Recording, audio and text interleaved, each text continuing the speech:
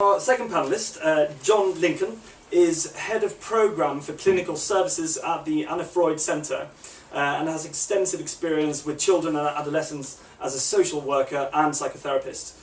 John's clinical experience has centred on work with adolescents in the criminal justice system and looked after children. John will be speaking about early brain development in the context of attachment relationships, and how this bears on the development of adolescent brain with implications for engagement with teachers and education as a whole. Okay, John. Thank you. I'm actually really glad that you went first, Camilla, because something that you said was talking about in peer mentoring corroborates something that I'm going to say about neuroscience. So that's good. And if you said to me that there was a reward element in your program, that would be even better from my perspective at least. There's very little that you can say about neuroscience in 5 minutes. I'd really like to talk to you about attachment and how that culminates in something that has been termed mentalization, and how both of these have a bearing on brain development and social activity.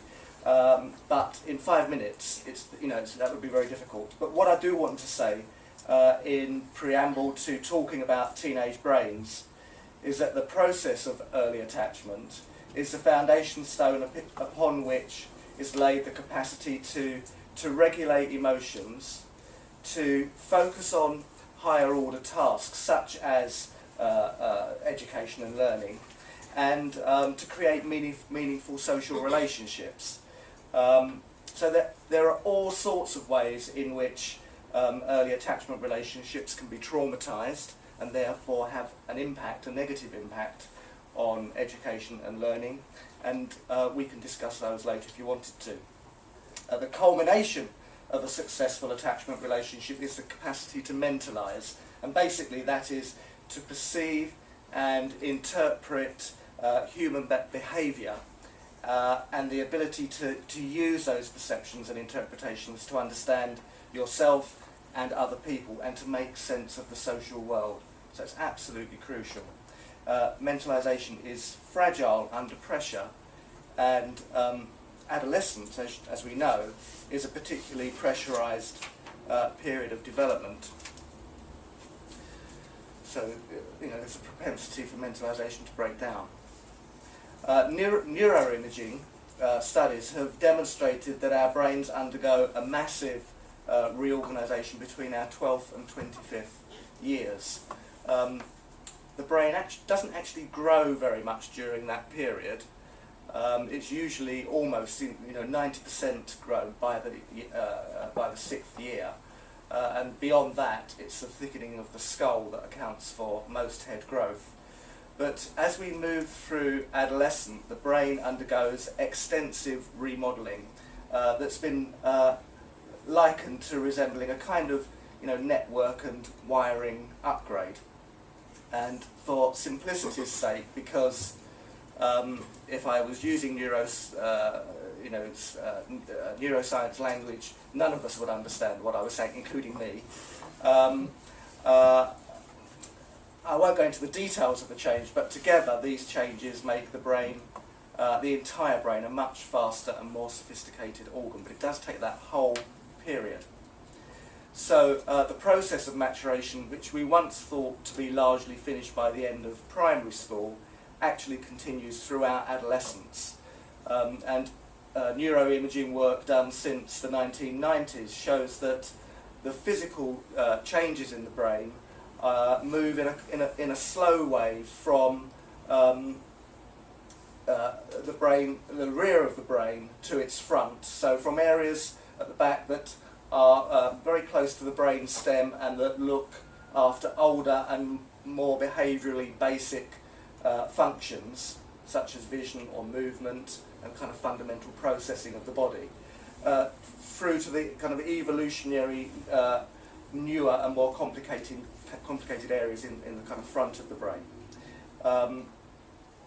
So when this development proceeds normally, we get better at balancing impulse, desire, goals, self-interest, rules, ethics, altruism, and it generates behaviour that is more complex and sometimes, hopefully the outcome is more sensible behaviour with age. So compared with adults, teenagers tend to make less use of brain regions that monitor performance, spot errors, plan and stay focused. And you can particularly see that developing in teenagers as they come towards the end of school. But those are areas that adults seem to bring online more automatically. But if offered extra reward, teenagers show that they can push those executive regions to work harder earlier, improving their functioning. But at times, and especially in early adolescent development, when this rewiring is just beginning, the brain does this work clumsily, and it can get hard. It can be hard to get all those kind of new cogs to mesh. Most recently, some neuroscientists have turned their attention to the adaptive reasons why teenagers might be displaying what otherwise might be viewed as dysfunctional behaviours. Behaviours such as the constant desire for novelty, or the willingness to take risks that we might, as adults, might think are unnecessary risks, or the kind of the absolute emphasis that teenagers have put on peer relationships. So neuroscientists are trying to understand that as adaptive in some way. So for example, an openness to the new, though it can sometimes kill the cat, remains a highlight of adolescent development, and a love of novelty leads directly to useful experience. So, more broadly, the hunt for sensation, which characterises adolescence, provides the inspiration, to get out of the house and into new territory. Neuroscientists suggest that perhaps adolescents take more risks, not because they don't understand the dangers, but because they weigh risks versus reward differently to adults. And in situations where risk can get them something they want, they might value the reward more heavily than adults do, for example. Adolescents prefer the company of those of their own age more than ever before or after. Peer relationships are the most important at that stage of life. At one level, the passion for same-age peers merely expresses in the social realm the teenager's general attraction to novelty, because peers offer far more novelty than parents. Yet adolescents gravitate towards peers for another more powerful reason, which is to invest in the future rather than in the past. They enter a world created by their parents, but will live most of their lives, and prosper or not, in a world run and remade by them and by their peers. So knowing and understanding and building relationship with their peers bears critically on their success. So this, the importance of peer relationships at this time is not a sideshow for them.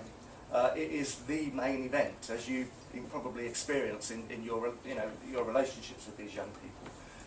Some brain scan studies, in fact, suggest that our brains react to peer exclusion much as they respond to real threats like to physical health or food supply. So a neural level, in other words, adolescents perceive social rejection, for example, by their peers as a threat to their existence. Knowing this might make it easier to abide the hysteria of a 13-year-old deceived by a friend, or a gloomy 15-year-old who hasn't been invited to a party.